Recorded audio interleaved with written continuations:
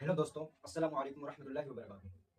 Hello दोस्तों, हम लोग आए हैं आज most important topic class 10th का। अगर हम बात करें, इस चैप्टर का नाम क्या है? कार्बन एंड इट्स कंपाउंड, यानी कार्बन एवं इसके यौगिक। इसमें से एक इंपॉर्टेंट टॉपिक है जिससे हर साल क्वेश्चन आती है, तो उसके बारे में हम लोग क्या करेंगे, आज चर्चा करेंगे। इस चैप्टर में हम लोग जो है यहाँ पे देख सकते हैं आयुर्वेद नामकरण है ना। आयुर्वेद नामकरण जो करते हैं, यानी किसी भी रासायनिक फॉर्मूला दिया रहेगा उसका आयुर्वेद नामकरण हम लोग करेंगे। कैसे करेंगे उसको हम लोग स्टेप वाइज देखते हैं।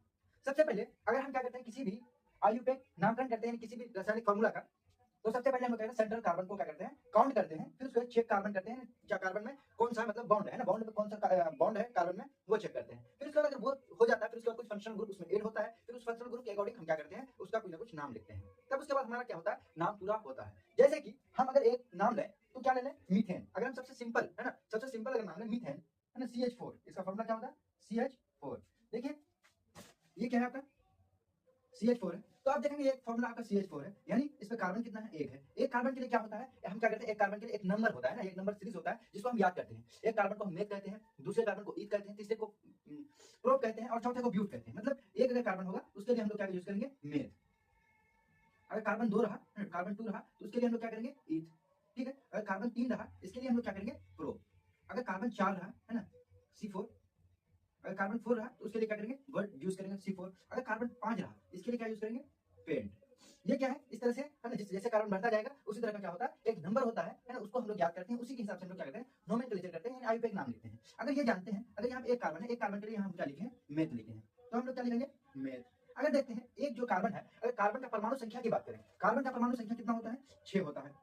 अगर हम लोग इसका इलेक्ट्रॉनिक कॉन्फ़िगरेशन लिखना चाहे, यानी इलेक्ट्रॉनिक विन्यास लिखना चाहे, तो एक में 2 होगा, लास्ट में 4 होगा। यानी लास्ट में अगर बाहरी सेल में जितना भी क्या होता है, इलेक्ट्रॉन होता है, उसी को हम लोग क्या कहते हैं, वैलेंसी कहते हैं। वैलेंसी के आधार पर ही वो क्या करता है, बॉन्ड फॉर्मेशन करता है, यानी बॉन्ड बनाता है, जिसको आपका बोलते हैं कोवेलेंट बॉन्ड। जैसे इसका बाहरी सेल में कितने इलेक्ट्रॉन है, 4 इलेक्ट्रॉन है। अगर बाहरी सेल में 4 इलेक्ट्रॉन है, अगर इसको अष्टक पूरा करना है, तो इसको अष्टक पूरा करने के लिए कितना चाहिए इलेक्ट्रॉन, इसको 4 इलेक्ट्रॉन चाहिए। या तो 4 इलेक्ट्रॉन गेन करेगा या तो 4 इलेक्ट्रॉन लॉस करेगा।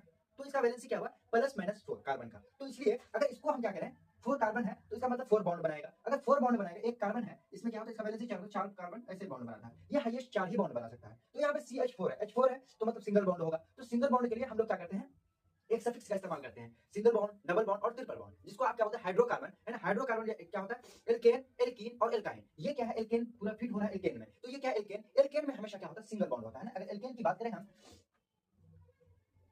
है ना, एल्केन में हमेशा क्या होता है, सिंगल बॉन्ड है। दूसरा अगर क्या बात करें, दूसरा हाइड्रोकार्बन का, उसका नाम क्या है, एल्कीन। एल्कीन में डबल बॉन्ड और तीसरा क्या होता है, एल्काइन।